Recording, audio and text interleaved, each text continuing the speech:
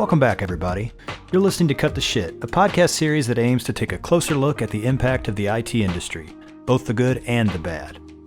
Cut the Shit is brought to you by Plow Networks, a managed IT services company based just outside Nashville, Tennessee. I'm Bryan Link, COO here at Plow, and I'll be your host for this series. I'll ask questions, and with the help of our guests, try to dig deep on some of the key challenges we all face dealing with IT. So with that, let's cut the shit and get started. On today's episode, I'm super excited to have my Plow colleague Spencer Brown as our guest. Spencer joined Plow earlier this year and currently serves as one of two Service Delivery Center team leads for us, where he has responsibility for half of our support analysts. Spencer has almost 6 years experience in working in IT Helpdesk environments, and during that time he has progressed from Tier 1 to Tier 2 to team lead roles. I asked Spencer to come on the podcast because I wanted to hear his thoughts and ideas on how to do Helpdesk better.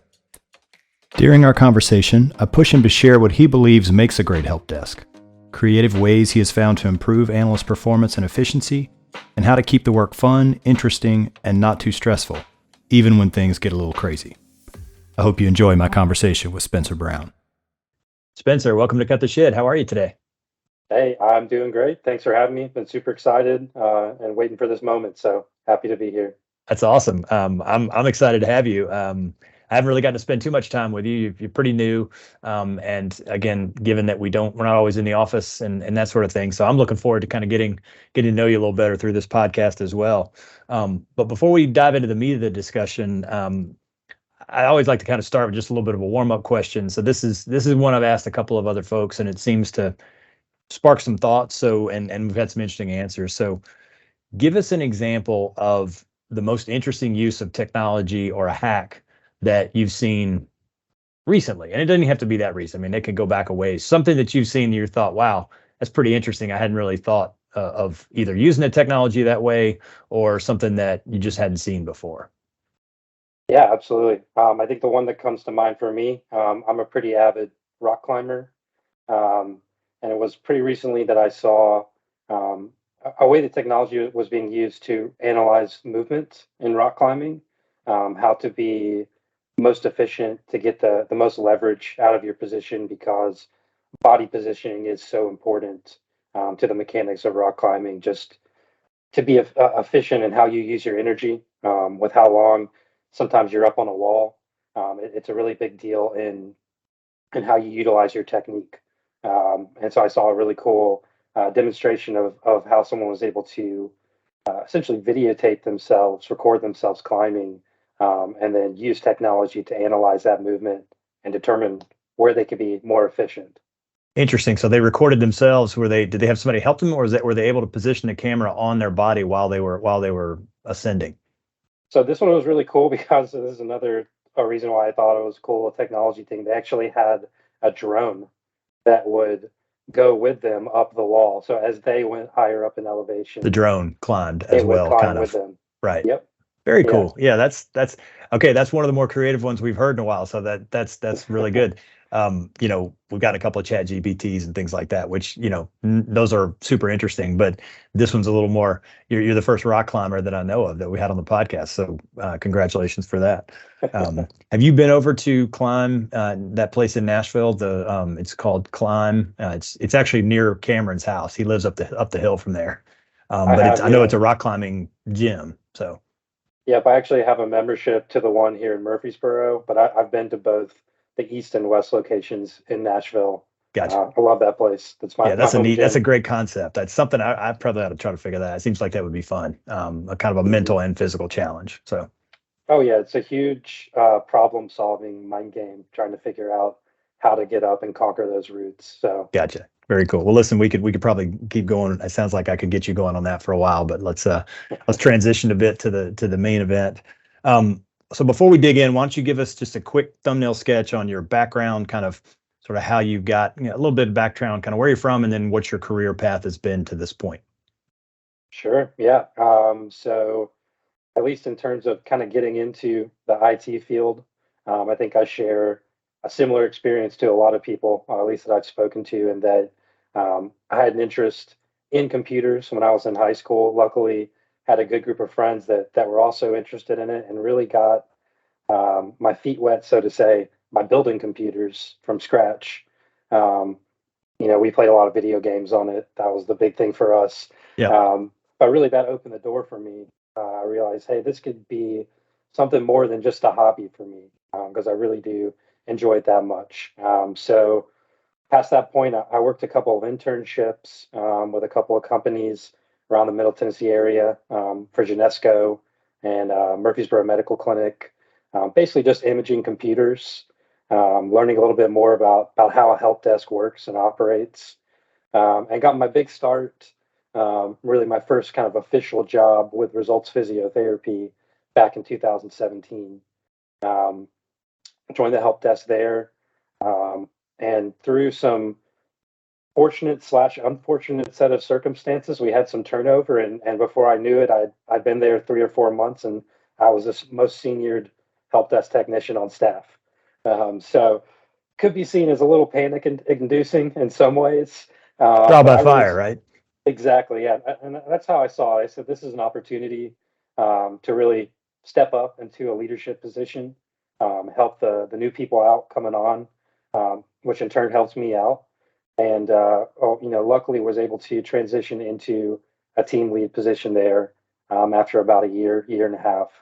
Um, was the team lead at Results Physiotherapy up until they were acquired by Upstream Rehabilitations, at which point they brought me on as a tier two team lead, and I worked with them up until the beginning of this year, when I made the switch to Plow and came on as a help desk team lead here. Got it. Got it. Well, that's excellent. So, did you go to school for technology, or was it something? Was it just always something that had been a passion for you, kind of running on the sidelines? So initially, I had gone to college for an English degree. I'm a big reader. I thought I might end up teaching English. But once I started working those internships, I really saw an opportunity. I think IT is a unique field in that you're able to, if you're going to be a doctor, you got to go to medical school. No one's going to let Right. you operate on them if you don't have that experience. But with IT, you can really stack up those experiences with internships, um, 100%. opportunities to kind of build yourself up that way. And that was really alluring to me. So I ended up deciding to make a switch from MTSU to the Tennessee College of Applied Technology here in Murfreesboro. Finished up my 2 year degree with them there, and immediately right after school there went straight into results. Yeah, one of the great things about technology, it really has a low barrier to entry, in the sense that, to your point, you don't, there's no. I mean, I think about, who we hire and who we're looking for. Like, we're really very uninterested in where you went to school, right? Like, it's Hmm. it's it's very unimportant. It's much more about what experience do you have, and then what tangible technical skills can you demonstrate, right? And that's very much a learn by doing apprenticeship type model, that I think, in many ways, there's probably a lot that could be learned in other disciplines around that, because you give yourself the opportunity to hoover up the best potential talent based on interest, right? And then let the chips fall. The cream should rise to the crop if you're doing a decent job inside your company, right? Those that are performing well can take on more responsibility, and those who can't, maybe they stay where they are, maybe they go somewhere else. But it's based much more on what you do, as opposed to, some sort of credential model. So, well, that's Absolutely. good. Thank you for sharing that with me. Obviously I'd seen your resume, but I wasn't really, you always try to fill in the blanks when you look at a resume and wonder sort of what someone's path looks like, because it tells a story, but it's never a complete story. And that's always the way it is. So let's go to that. Let's talk a little bit about that first job. So you're a tier one, help desk guy. You've done some internships. So you're not it's not like you don't have anything, it's not like you don't know anything, right? But you've got some experience, but you're pretty new.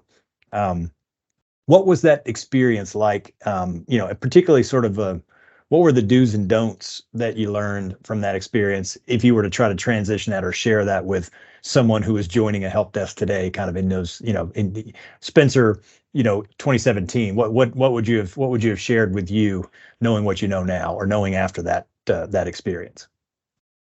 Yeah, absolutely. I would say the first thing I would say to myself at that time is that uh, it's going to be hectic at times. It's going to seem crazy, but don't be afraid to dive right in. I think a big part of learning about anything is to make mistakes. and how you react to those really defines who you are. It's not what mistakes you make, it's how you rectify it and move forward and make sure you don't repeat it again. So I would tell myself, go into it headstrong. Um, it's going to make you a better technician as time goes on. A little bit like taking the training weight off a baseball bat. Everything seems a little bit lighter. You can swing it a little bit quicker. It's really an opportunity to build yourself up. So I think the biggest barriers of entry coming in for me was really just reacting in real time to issues.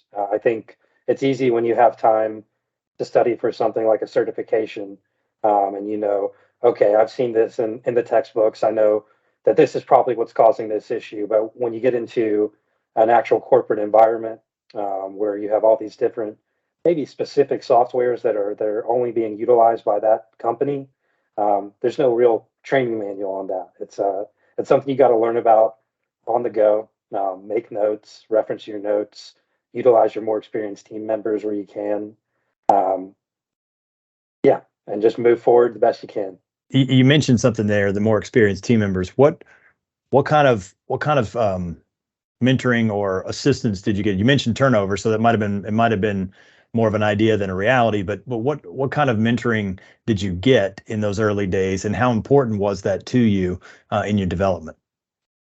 Oh, it was huge. I had some great mentors, both from more experienced test technicians on my team, up to our engineering team, and my immediate manager. All of them had a part to play at different points to really kind of push myself along and elevate the skills that I had, whether that be an immediate team member that was willing to step in on a more difficult problem, something they have more experience with, to say, hey, let me step in here and help you out. And this way, when it happens again, you know how to fix this issue. To our engineers, that when they fix a more complex issue that got escalated to them, to impart that knowledge back down onto the technicians, not to keep us siloed off, to basically say, hey, this may not be your job to fix this, but this is what I did. Um, Right. and it really gives you that base of knowledge that you don't really get elsewhere. You're getting it firsthand from people who are good at what they do and experience doing it. Yeah, Um, makes sense. and finally, I mentioned my direct manager, the help desk manager at that time, um, who I learned so much from, and really try to impart much of what she taught me now that I find myself in more of a managerial position as a team lead. Um, and that's really just identifying strengths and listening to feedback. Where did I want to be in my career, and how could she help put me in a situation to grow and flourish? We'll go, you've dropped a couple of points there that we'll circle back to, I think, in a couple of questions that are coming up. And one of them, I don't want to jump ahead too far. Not that this is sort of a career retrospective, but uh, taking move forward from that, because I asked you about that first job. Move forward now to kind of, you're sitting in this chair today, almost 6 years experience. And as you think about that, that totality of experience so far, what would you say are the kind of the three or four must-haves for running a great help desk? And it could be people, process, it could be a variety of things, but try to tease out three or four things that you think, if you had to stand up a help desk from scratch, what are the three or four things you would say we have to have these things if we're going to be successful? Sure. I think the first thing that pops into mind is diversity in terms of the type of team members that you have. I feel you don't want to hire the same type of person with the same personality and fill them across the board, because everyone's mind works a little bit differently, and often it's that diverse range of people that you can staff up with, that collectively uh, can really form an efficient help desk team that's able to tackle so many different problems. So definitely first would be with diversity of personality on the hires. Gotcha. Um, Second, when it comes to efficiency, I mean, again, I think a lot of what I focus on definitely is the more personal side, because everything starts with the team.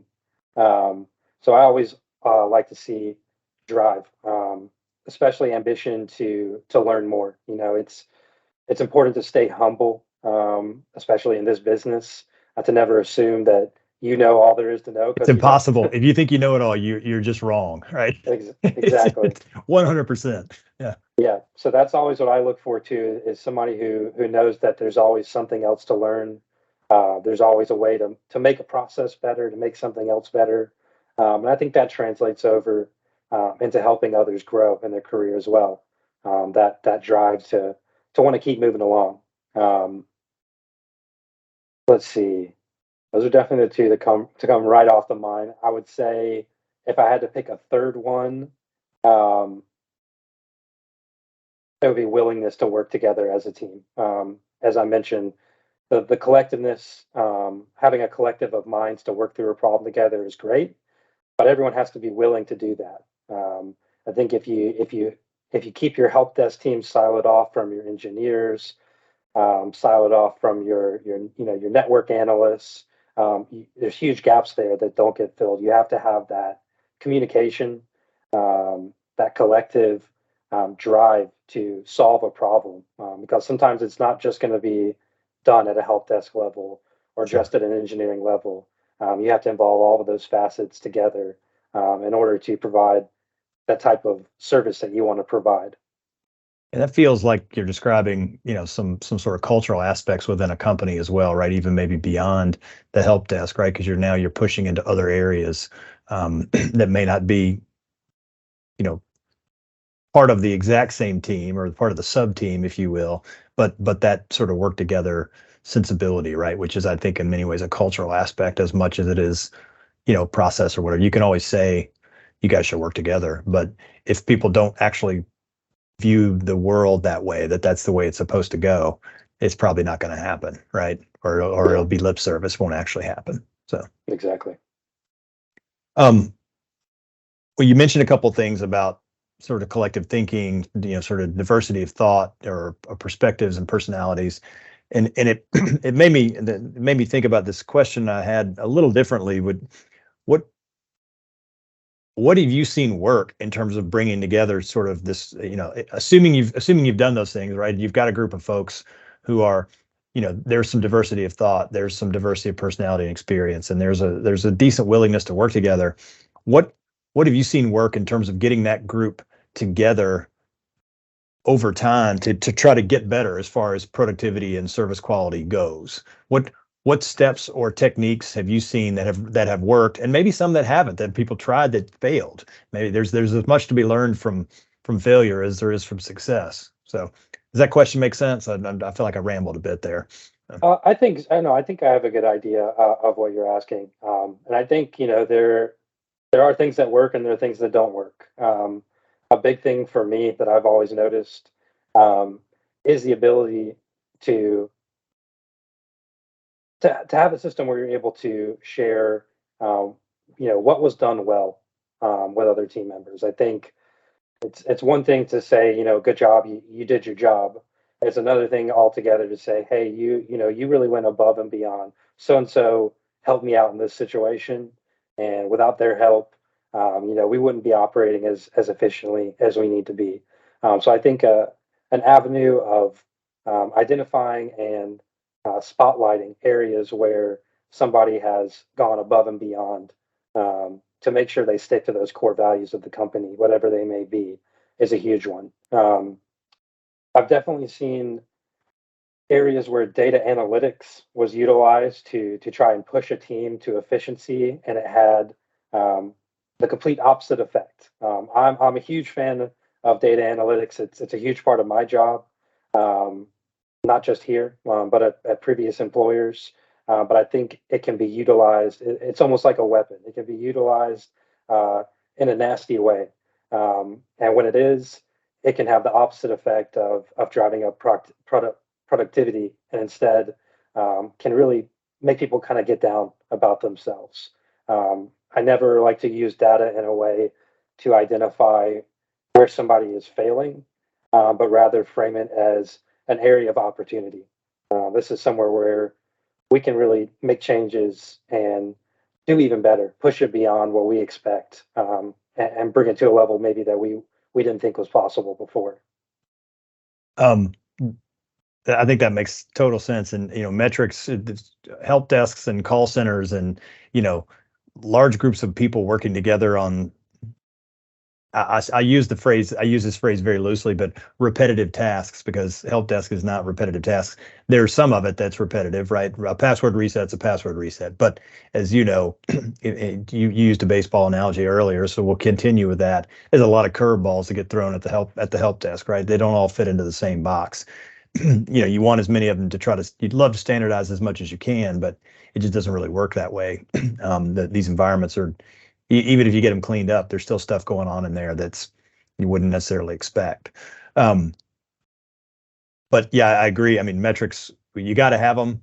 And, to me, you want to try to have as few as you can that everybody agrees makes sense and help you understand, how am I getting better? Is it giving me the kind of feedback that helps me do my job better over time? Um, and kind of call it a day there, because I think we try to outsmart ourselves sometimes with this stuff, because we can. Like now, it's so easy. We've got a ton of data, and analyzing it is easier than it ever has been. So that's the editorial comment. You can take that for what it's worth, I guess. You mentioned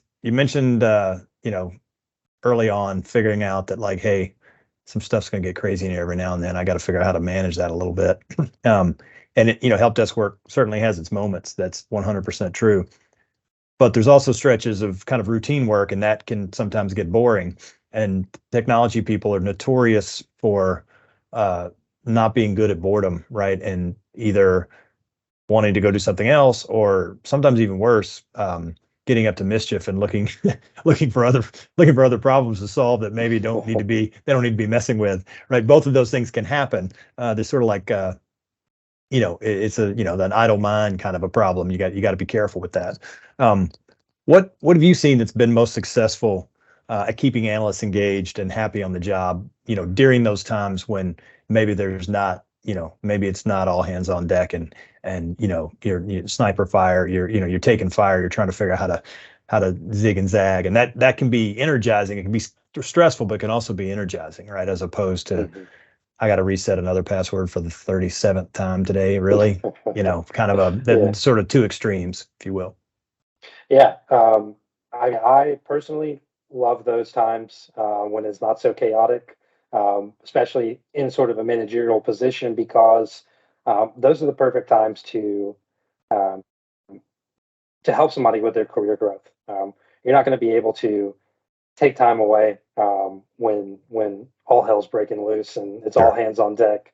So those times where it's a little bit more standard, quiet, routine, they've always been perfect opportunities, both in my career, coming from my managers, and what I try to impart on my team members that I'm responsible for, is to look for situations where they are able to further their career growth. We've had employees that really wanted to get in the side of networking. And that's a perfect time to have them sit down with a network engineer and go over, anything they might have. It could be questions related to a certification they're studying for. It could just be as simple as, hey, can you show me how this Meraki dashboard is laid out, where I can find information, whatever it may be.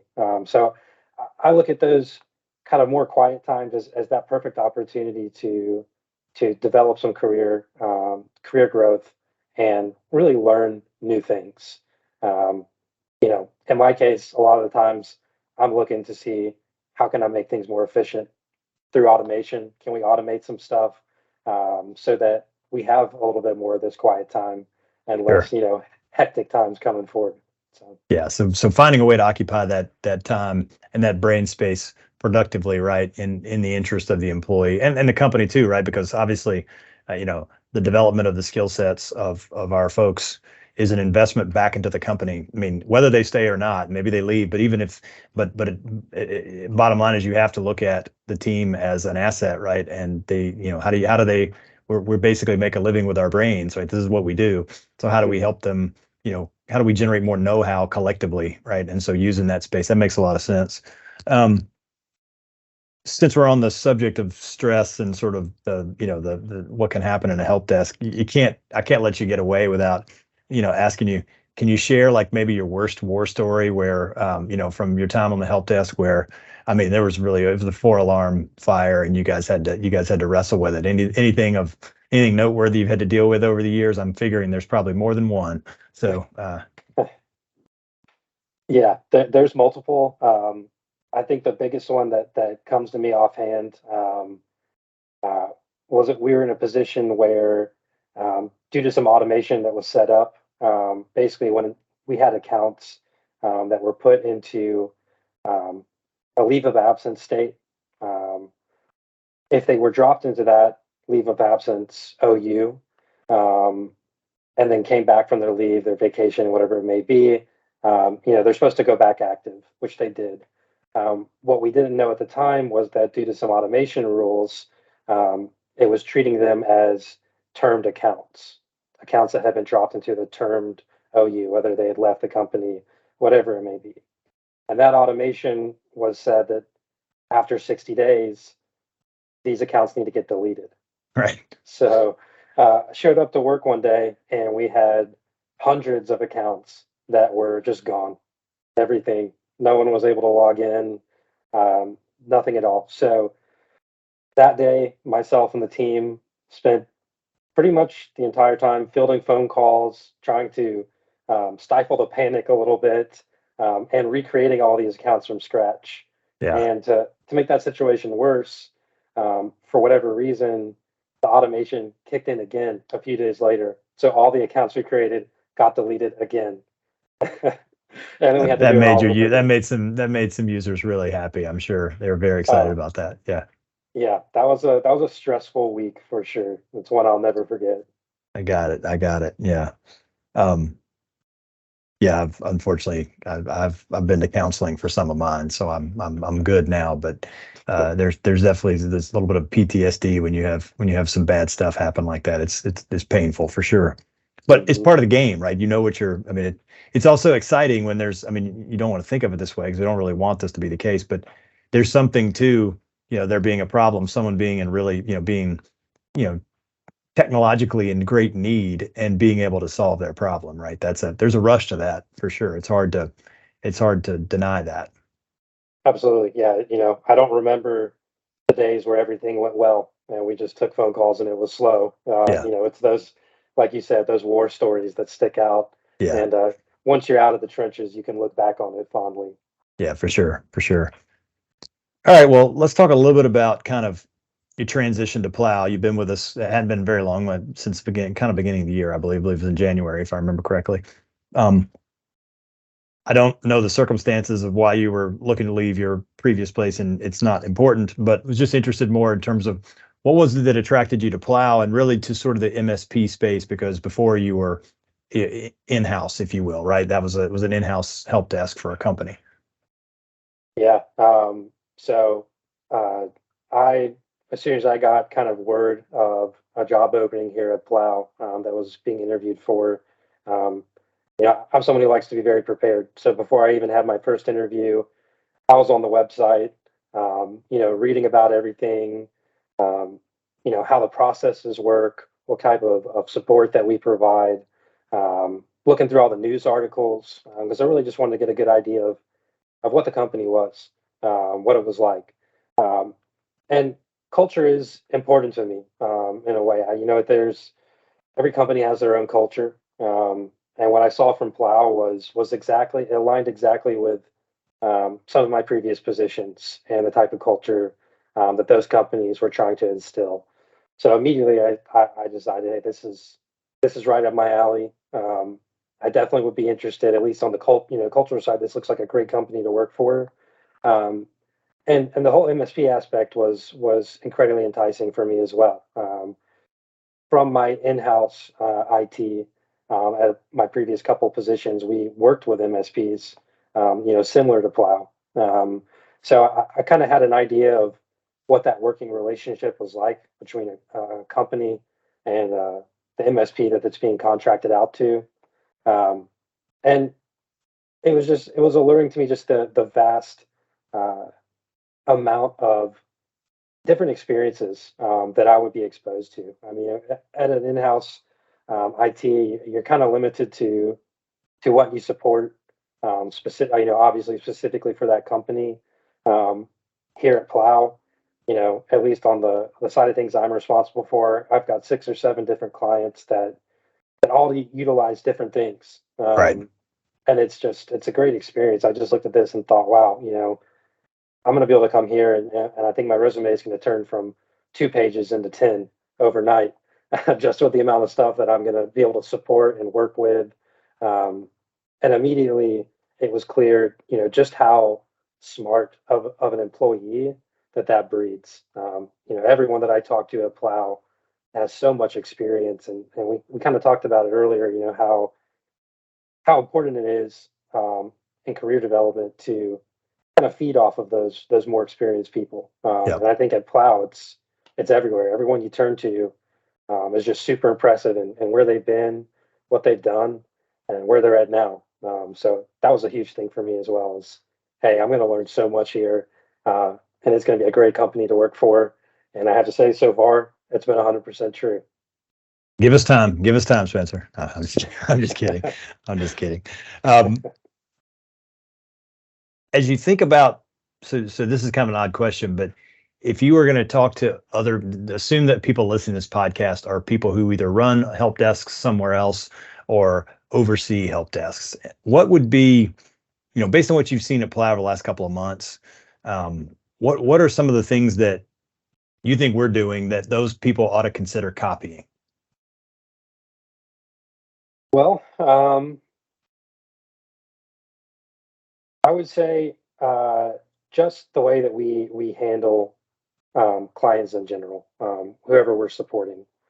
It's never looked at as a burden. Oh man, we've got to do this for somebody. We got to do that for somebody. It's an opportunity to show exactly why we're worth what we are.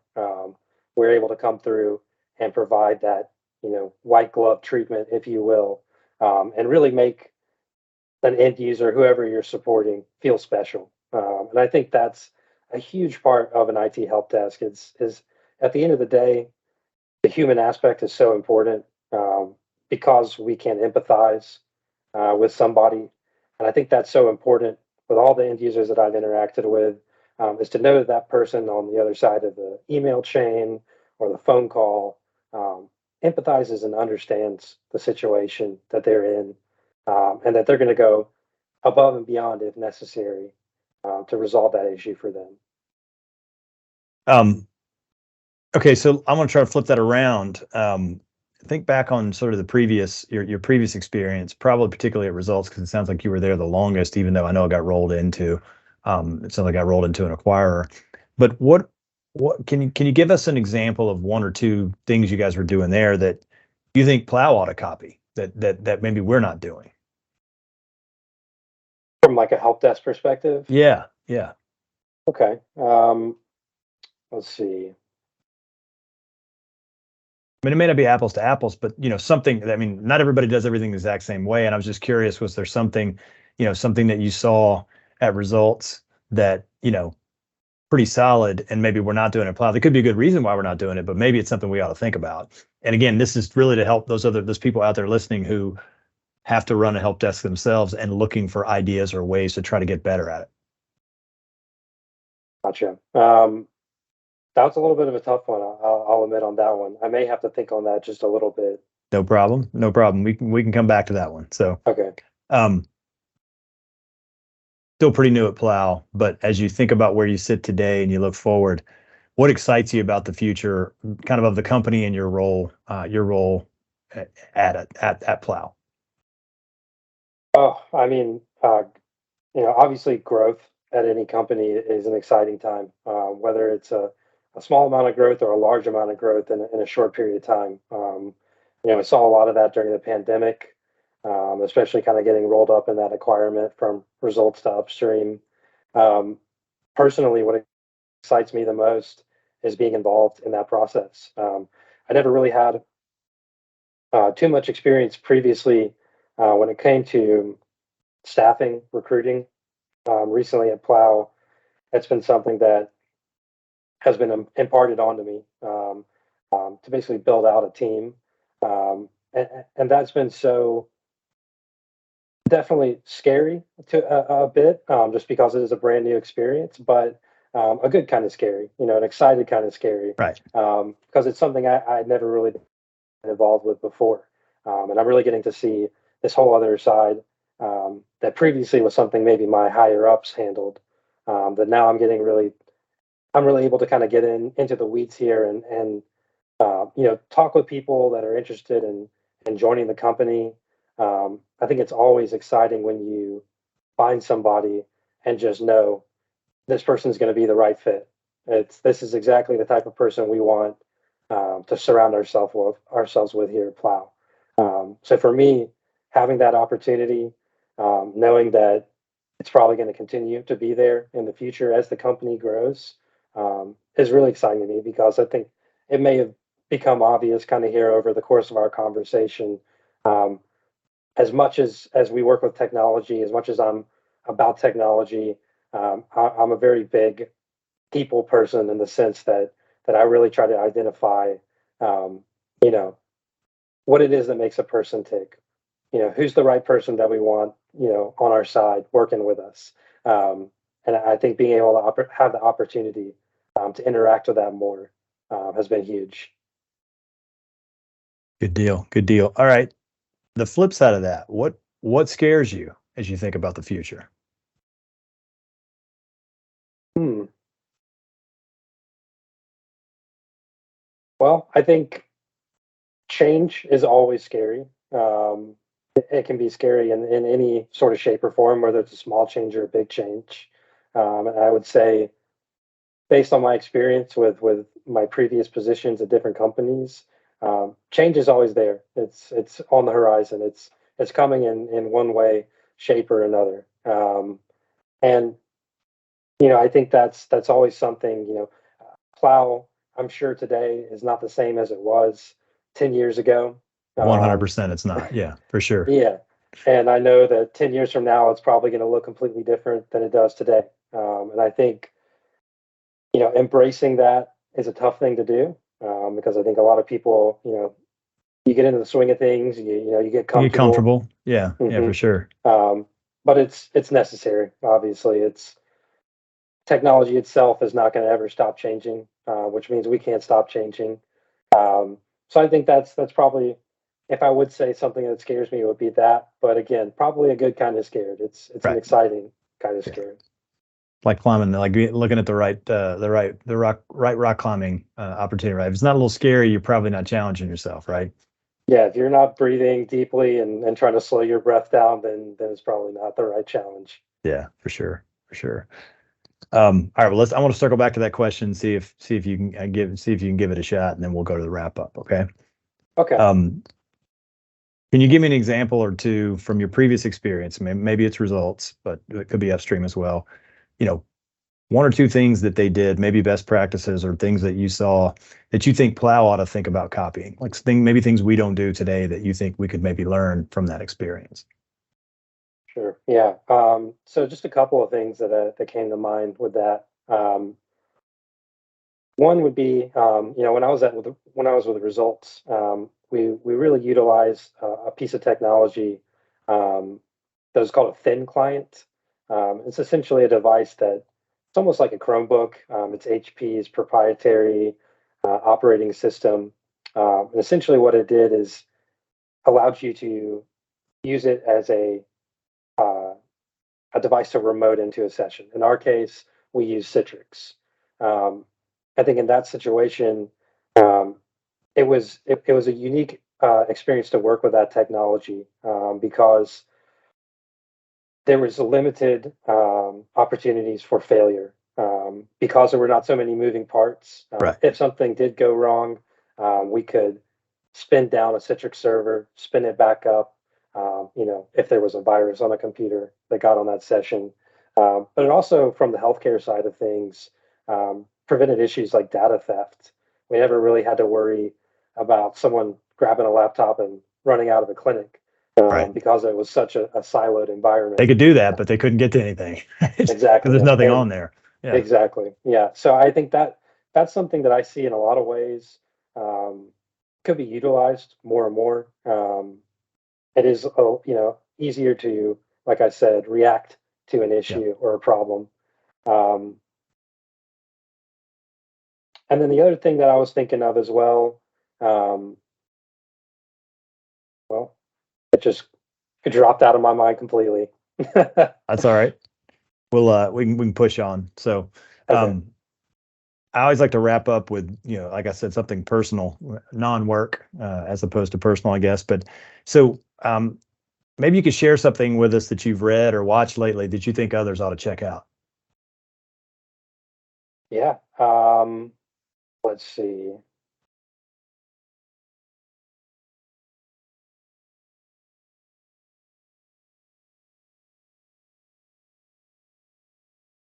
Hmm. Just in general, can it be any sort of media? Anything, yes. Doesn't have anything to do. I mean, doesn't have to have anything to do with technology. In fact, Okay. most people don't. I usually don't get much technology. Sometimes, but not usually. Okay. Let's see. I'm a huge history buff. So this is a podcast. I think pretty relevant since we're doing one right now. But I would recommend anybody that has an interest in and not just your typical kind of boring history textbook, but really wants a story kind of woven around to check out Dan Carlin's Hardcore History. Um, It's I've listened, fantastic. Yeah, it's I've listened super just good. about Yeah. every single one, but my favorite that I listened to recently um, was about um, an Anabaptist takeover of a city in Munich, Germany, in the 1500s, which sounds boring on the surface, but it is one of the wildest rides, wildest 3 or 4 hours you'll ever have just sitting down and listening to all the crazy stuff that happened. Yeah, So, he is a great storyteller. He really is. So I'll echo that. That is. I haven't listened to that one. Because he's got a big old catalog. There's a lot to listen to. But yeah, I've listened to some of his stuff, and it's really good. It's really good for sure. yep. All right, Spencer. We'll wrap there. I'll let you get back to work. Thank you All so right. much for joining. Thanks for being part of the team. We're excited to have you, and providing leadership, that you're bringing to the team. So thanks for that. And as always, thanks for being on Cut the Shit. We really appreciate it. I appreciate the opportunity. Thank you so much. All right, man. Take care. We hope you enjoyed this episode. If you are enjoying the podcast, we'd appreciate it if you would become a subscriber wherever you get your podcasts. And if you could rate and review the show on Apple Podcasts and Spotify, that would really help us out. Or you can just go old school and tell your friends, your family, your colleagues, and hell, anybody else who you think might want to hear something like this to listen in. If you're on social media, make sure to follow us on TikTok at CutTheShitPod, all one word, where we post lots of clips from the podcast. And last but not least, you can also watch the YouTube version of the show on our YouTube channel at Plow Networks. Until next time, take care and have a great day.